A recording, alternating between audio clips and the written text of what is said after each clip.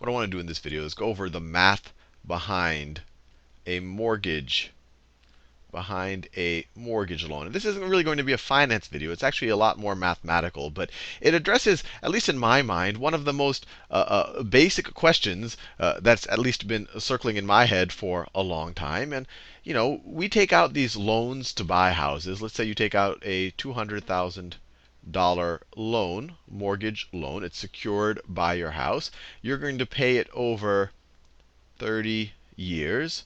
Or you could say that's 360 months, because you normally pay the payments every month. The interest normally compounds on a monthly basis. And let's say you're paying 6% interest.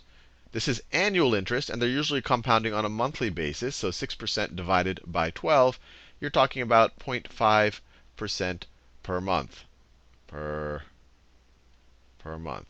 Now, normally when you get a loan like this, your mortgage broker or your banker will look into some type of chart or type in the numbers into some type of computer program, and they'll say, oh, okay, your payment is going to be $1,200 per month. And if you pay that $1,200 per month over 360 months, at the end of those 360 months, you will have paid off the $200,000 plus any interest that might have accrued. But this number, it's not that easy to come along, because let's just show an example of how the actual mortgage works. So on day 0, you have a $200,000 loan. You have a I'll just write $200,000 loan. You don't pay any mortgage payments. You're going to pay your first mortgage payment a month from today. So this amount is going to be compounded by the 0.5%. Maybe I should write 0.5%. And as a decimal, that's 0.005. So in a month with interest, this will have grown to 200,000 times 1 plus 0.005. So 1.005.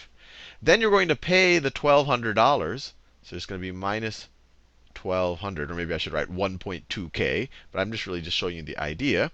And then for the next month, whatever is left over is going to be compounded again by the 0.5%, 0.005. And then the next month, you're going to come back and you're going to pay this $1,200 again, minus $1,200. And this is going to happen 360 times. So you're going to keep doing this. And you can imagine if you're actually trying to solve for this number, and at the end of it, you're going to have this huge expression. It's going to have 360 parentheses over here. And at the end, it's all going to be equal to 0. Because after you've paid your final payment, you're done paying off the house. But in general, how did they figure out this payment? Let's call that P. Is there any mathematical way to figure it out? And to do that, let's get a little bit more abstract. Let's say that L is equal to the loan amount. The loan amount. Let's say that I is equal to the monthly interest. Monthly interest. Let's say N is equal to the number of months that we're dealing with. And then we're going to set P. Set P is equal to your monthly payment, your monthly mortgage payment, some of which is interest, some of which is principal. But it's the same amount you're going to pay every month to pay down that loan plus interest. So this is your monthly payment. So this same expression I just wrote up there, if I wrote it in abstract terms, you start off with a loan amount L. After 1 month, it compounds as 1 plus I. So you multiply it times 1 plus I. I in this situation was 0.005. Then you pay a monthly payment of P, so minus P. So that's at the end of 1 month. Now you have some amount still left over of your loan. That will now compound over the next month. Then you're going to pay another payment, P. And then this process is going to repeat 300 or n times, because I'm staying abstract. So this is going to repeat. You're going to have, I guess the best way I can express that is that you're going to have n parentheses. And after you've done this n times, that is all going to be equal to 0. So my question, the one that I'm essentially setting up in this video is, how do we solve for p? If we know the loan amount, if we know the monthly interest rate, if we know the number of months, how do you solve for p? It doesn't look like this is really an easy algebraic equation to solve. So let's see if we can make a little headway. Let's start with, let's see if we can rearrange this in a general way. So let's start with an example of n being equal to 1. If n is equal to 1, then our situation looks like this. You take out your loan, you compound it for 1 month, 1 plus I, and then you pay your monthly payment. Now, this was a mortgage that gets paid off in 1 month. So after that one payment, you are now done with your loan. You have nothing left over. Now, if we solve for p, and I'll swap the sides, you get p is equal to L times 1 plus I. Or if you divide both sides by 1 plus I, you get p over 1 plus I is equal to L. And you might say, hey, you already solved for p. Why are you doing this? And I'm doing this because I want to show you a pattern that'll emerge. Let's see what happens when n is equal to 2. N is equal to 2. Well, then you start with your loan amount. It compounds for 1 month. You make your payment. Then there's some amount left over. That will compound for 1 month. Then you make your second payment. Now, this mortgage only needs 2 payments. So now you are done. You have no loan left over. You've paid all the principal and interest. Now let's solve for p. So I'm going to color the p's. I'm going to make this p pink. So let's add p to both sides and swap sides. So this green p will be equal to all of this business over here is equal to L times 1 plus I minus that pink p. They're the same p. I just want to show you what's happening algebraically. Minus that pink p times 1 plus I. Now, if you divide both sides by 1 plus I, you get p over 1 plus I is equal to L times 1 plus I minus that pink p. Now, let's add that pink p to both sides of this equation. You get the pink p plus this p plus p over 1 plus I is equal to L times 1 plus I. Now, divide both sides by 1 plus I. You get the pink p over 1 plus I plus the green p. They're the same p. The green p times, it already is being divided by 1 plus I. You're going to divide it again by 1 plus I. So it's going to be divided by 1 plus I squared is equal to the loan. Something interesting is emerging. The loan, you might want to watch the videos on present value. In this situation, you take your payment, you discount it by your monthly interest rate, you get the loan amount. Here, you take each of your payments, you discount it, you divide it by the essentially 1 plus your monthly interest rate to the power of the number of months, and so you're essentially taking the present value of your payments, and once again, you get your loan amount. And you're going to see, you might want to verify this for yourself if you want a little bit of algebra practice. If you do this with n is equal to 3, I'm not going to do it just for the sake of time. If you do n is equal to 3, you're going to get that the loan is equal to p over 1 plus I plus p over 1 plus I squared plus p over 1 plus I to the third. If you have some time, I encourage you to prove this for yourself, just using the exact same process that we did here. You're going to see it's going to get a little bit hairy and there's going to be a lot of manipulating things, but it won't take you too long. But in general, hopefully, I've shown to you that we can write the loan amount as the present value of all of the payments.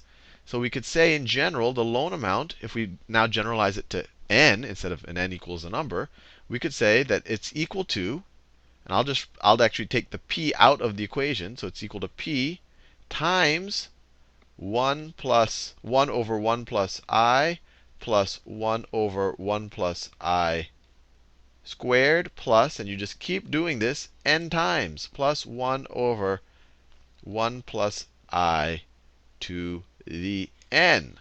Now, you might recognize this. This right here is a geometric series. This right here is a geometric series. And there's ways to figure out the sums of geometric series for arbitrary ends. This is a geometric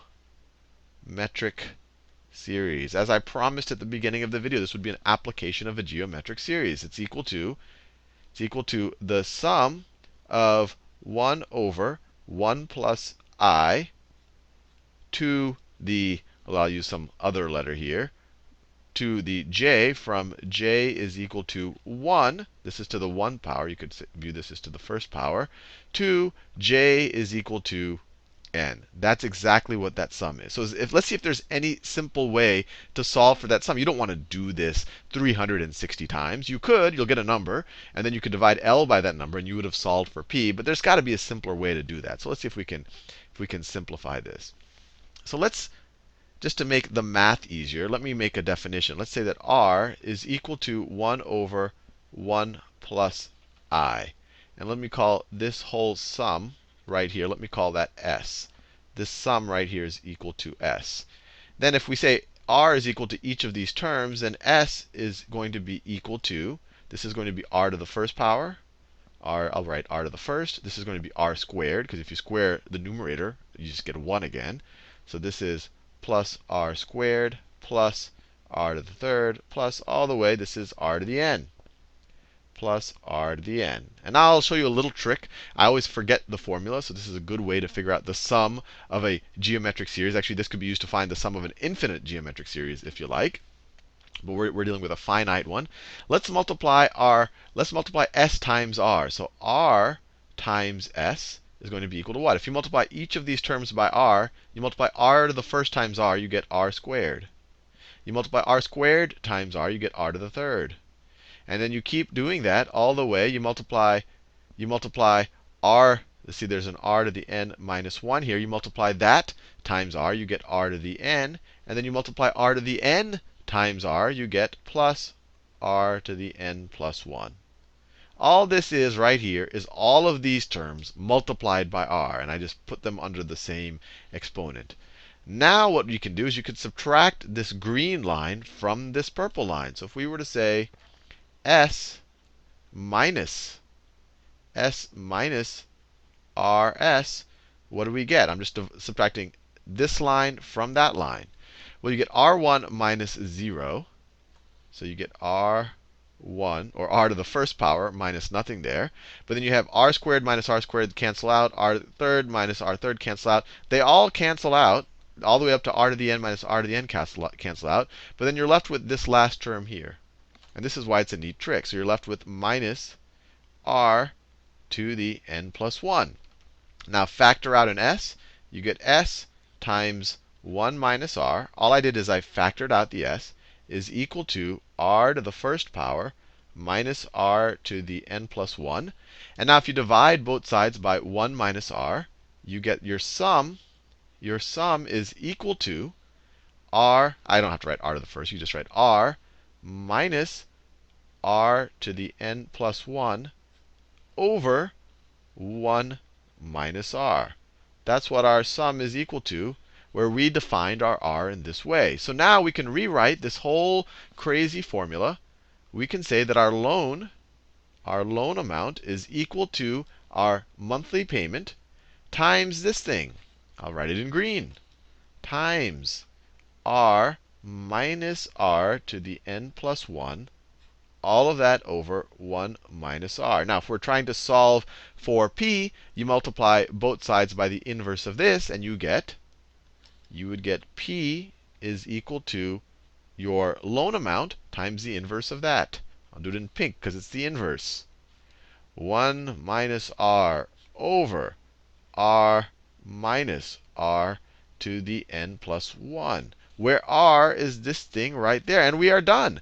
This is how you can actually solve for your actual mortgage payment. Let's actually apply it. So let's say that your loan, is equal to $200,000.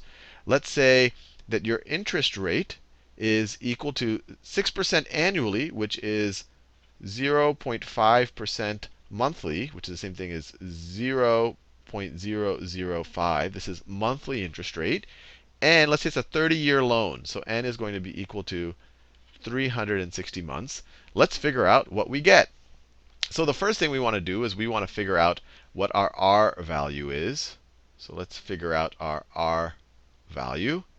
So r is 1 over 1 plus I. So let's take, so it's 1 divided by 1 plus I. So plus 0.005.